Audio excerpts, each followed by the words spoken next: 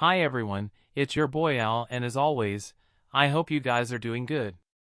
The fall season of anime has started, and I'm here with the first episode review of an anime called Undead Unluck, so without further ado, let's jump into it. At first we see the female lead complete her beloved romance manga. The first 3 minutes or so of the episode were quite confusing, but at the same time they gave off a very immersing experience somehow. We see that subsequently, she contemplates ending her life by leaping from a bridge. A man intervenes, urging her to reconsider. The girl had hoped for a passionate romance akin to the one in her favorite manga, but she believes her incurable disease touch prevents it.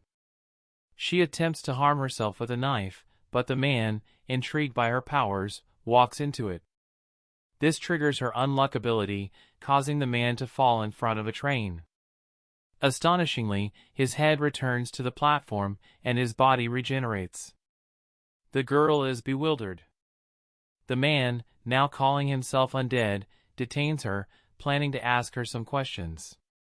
To evade the police, they head to a rooftop. So it seems people having superpowers is very normal in this world. Also, this was pretty hilarious and the animation was great. Then we see that on the rooftop, Undead questions the girl about her unluck ability. After making some threats, she reluctantly shares her story. 10 years ago, when she was 8, she saw her parents off at a Tokyo airport. She gave them a kiss, and they boarded a plane with 270 other passengers. Tragically, due to her unluck ability, the plane crashed, killing her parents and everyone on board. Her touch brings severe harm or death to those around her. Undead decides to test her ability by touching her, and as a crate of bananas falls on him, she attempts to flee. However, Undead's regenerative powers save him, and he explains that she's the solution he's been seeking. He hopes her unluck powers can bring about his long-desired death. Undead suspects she's withholding something about her ability, which might hold the key to his demise, similar to the others she unintentionally killed. If you think about it, both of our protagonists are kinda cursed and alone. One can't die no matter what and has to see his loved ones leaving him behind, while the other one can't touch her loved ones and is isolated from the world. Next we see Undead wants to take the girl to his hideout to understand her mysterious ability, while a group of agents is monitoring them. They reach the hideout, and Undead asks her to undress, believing that prolonged contact with her will grant him the power to die. The girl, fearing inappropriate touching, escapes, and her jacket falls off, revealing her long hair. She explains that her touch is lethal, preventing anyone from cutting her hair. Undead cuts her hair in an act of kindness, but still hopes that extended contact will give him the unluck needed to finally find release. This part was really funny and sweet at the same time. Also, there seems to be an injury mark on Undead's chest that doesn't heal no matter what, so I'm wondering why is that the case.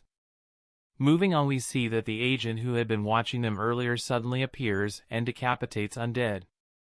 He reveals the girl's name, Fuko Izumo, and arrests her. He explains his mission to eliminate negators and UMAs with potentially world-altering powers. He clarifies that Fuko's power only affects people who touch her skin, not her clothes.